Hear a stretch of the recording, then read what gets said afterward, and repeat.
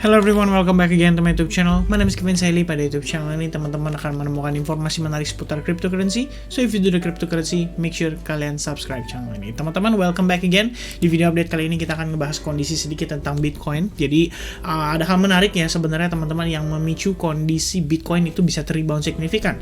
Sebenarnya salah satunya adalah data atau bisa dibilang dokumen executive order yang katanya bocor teman-teman. Nah itu mungkin bisa dikatakan menyebabkan situasi pasar itu menanggapi dengan positif, dan ya so far kita lihat reaksi daripada pasar itu adalah banyak yang buy Bitcoin ya, which is demand-nya meningkat, dan saat ini situasi kita itu berada di kisaran harga $41.700. Alright, so selain dari bocoran dokumen executive order itu, basically sebenarnya secara technical analysis juga memang kita melakukan analisis ya terhadap beberapa kemungkinan yang bisa terjadi pada Bitcoin. But in the end teman-teman, main fokusnya saya sendiri itu adalah memang menunggu hingga terbentuknya si potensi wave B ini ya.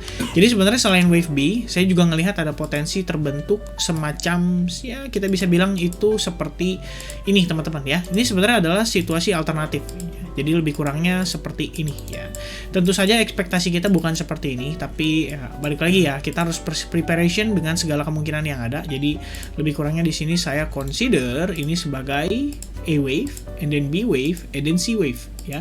Jadi kalau secara overlook atau overview ya, ini saya pikirnya begini teman-teman. Di sini wave 1, wave 2, wave 3, and then potentially wave 4 karena ini udah finishing, dan sekarang harusnya ongoing menuju ke wave 5. Nah, ini adalah situasi dimana kalau misalkan secara fundamental itu sangat mendukung teman-teman.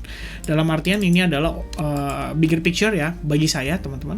Just kayak gini ya, mungkin saya ganti jadi yang millennium ya. Ini terlalu besar sih. Ya minor aja lah ya teman-teman. Kira-kira ya kisaran segini teman-teman. Nah, terus di sini saya akan ganti menjadi minor ya, jadi lebih kurangnya kayak gini. Ini adalah ABC corrective pattern. Di sini saya akan ubah berwarna menjadi merah teman-teman, dan ya kurang lebih seperti ini. Nah sebenarnya baik skenario ini ya, yang membedakan cuma satu sih. Kalau misalkan skenario di sini, saya asumsinya adalah ngelihat Bitcoin ya turun and then rebound untuk recharge, which is biasanya kan kita harus tahu ya yang namanya downtrend itu ada yang namanya lower high lower low sequence teman-teman. Jadi lebih kurangnya pergerakannya harusnya seperti ini gitu. Nah kita bisa beranggapan bahwa ini merupakan atau potensi wave lower high-nya dia ya. In the end baik ini wave 2 maupun ini wave B itu sama-sama dia memang rebound di sana gitu. Nah tinggal kita perhatikan saja nih potensi dia terlihat pembalikan arahnya gitu. Dan berikutnya ketika nanti market turun, kita perlu perhatikan teman-teman, apakah Bitcoin bisa maintain pergerakannya di atas trendline ini. Kalau misalkan masih mungkin, berarti kita kemungkinan akan masuk ke dalam skenario ini. Dan memang sih kalau pada skenario ini sendiri berarti in the end, ini kalau bagi saya ya, balik lagi tidak untuk semua orang, teman-teman jangan sampai disalahgunakan dan istilahnya berpikiran bahwa ini kok Kevin bilang begini nih, terakhir gini gitu. Enggak ya. Saya terakhir melakukan short dari area dekat dengan bagian atas symmetrical triangle. Itu pertama teman-teman, perlu pahami ya. Lalu saya sudah taking profit cukup banyak by the time harganya menyentuh kisaran area yang saya anggap sebagai potensi supportnya dia. Dan ketika dia terrebound, sisa posisi saya itu sudah terkena stop loss by the time dia break dari resistance-nya. Saat ini, strategi saya adalah mencari opportunity untuk melakukan short lagi dari kisaran wave B. Dengan catatan, saya harus melihat adanya pelemahan momentum atau potensi reversal pattern.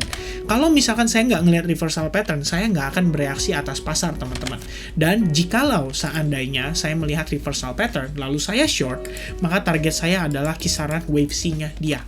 Tinggal pertanyaannya teman-teman, setelah di wave C ini apakah kita akan rebound signifikan ya, kemudian kita akan menyentuh bagian atasnya lagi, dan seperti yang saya katakan pada video sebelumnya di mana di sini akan tampak menjadi A, B, C, D, and then E wave corrective pattern. Baru terakhir kita berpotensi menuju ke fifth wave-nya dia. Dan ini seharusnya didukung dengan situasi fundamental saat ini ya. Seandainya dia di luar ekspektasi saya, seandainya dari C wave-nya ini ternyata dia nggak kepantul, simple teman-teman, yang saya lakukan adalah trailing stop loss saya.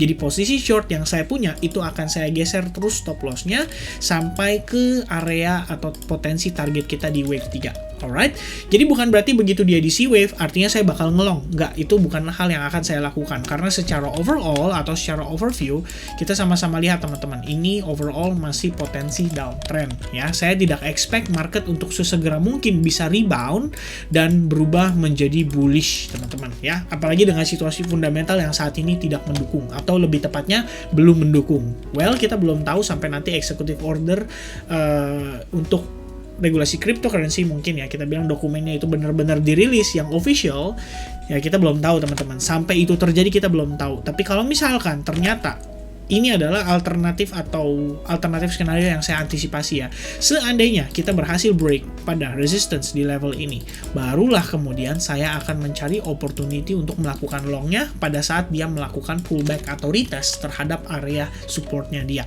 Jadi kalau misalkan dia belum break ya, saya juga nggak akan long. Karena in the end kita bakal paham teman-teman bahwa pressure sellers itu bakal coba masuk lagi dari harga yang lebih tinggi.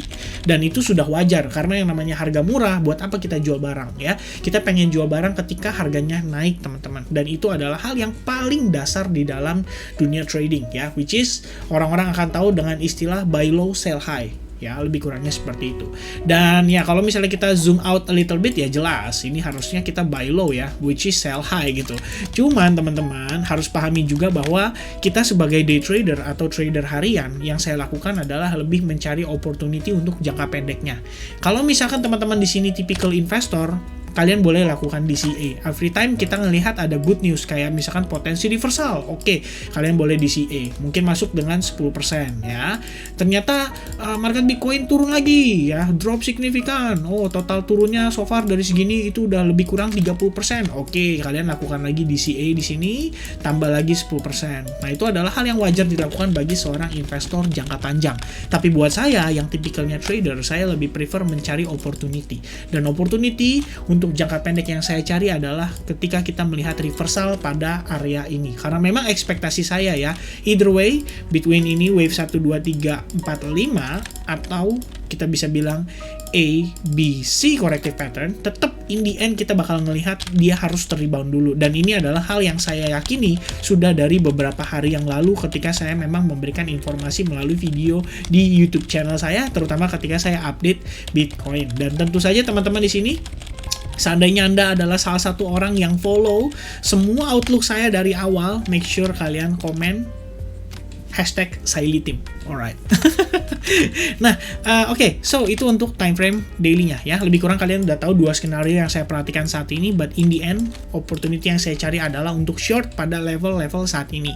Dan untuk saat ini kita ngelihat memang secara pergerakan so far kita belum mendapati potensi reversal. Ini basically baru pullback pertama teman-teman ya. Kita baru ngelihat di sini terjadi pullback, ada tahanan di kisaran area Fibo 61,8% sampai 78,6%. Nah, saya pribadi atau personally bakal cari outlook atau istilahnya kita bisa bilang setup lah ya, setup untuk melakukan short dengan resiko yang minim. Let's say misalkan contoh di sini dia terjadi sideways. Nah, ini udah favorit saya banget ya. Apalagi setiap kali dia rebound, ternyata sellersnya lebih besar pressure-nya.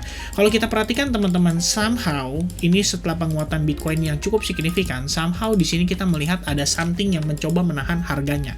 Dan itu bisa saja dikarenakan oleh Fibonacci 61,8% atau Fibonacci 78,6%. Nah, seperti yang saya sampaikan, skenario yang saya ekspektasi pada time frame kecilnya lebih kurang adalah seperti ini ya, ABC corrective pattern. Karena kalau kita lihat pada time frame 4 jam, ini adalah trend line pada symmetrical triangle yang terbentuk di time frame daily. Jadi memang ekspektasinya kalau misalkan kita dibawa turun paling tidak 35.000 kita udah boleh rebound lah. Istilahnya begitu teman-teman ya. Nah, lebih kurangnya kalau misalkan untuk situasi saat ini saya belum melihat adanya potensi reversal, tapi setidaknya kita mengetahui ada beberapa area yang berpotensi menjadi resistance kita teman-teman ya. Dan untuk saat ini saya hanya menunggu saja, sekiranya kita melihat ada opportunity untuk melakukan short, nantinya akan saya eksekusi. Dan salah satu yang saya pengen perhatiin adalah kita lihat dulu nih testing atas exponential moving average 21.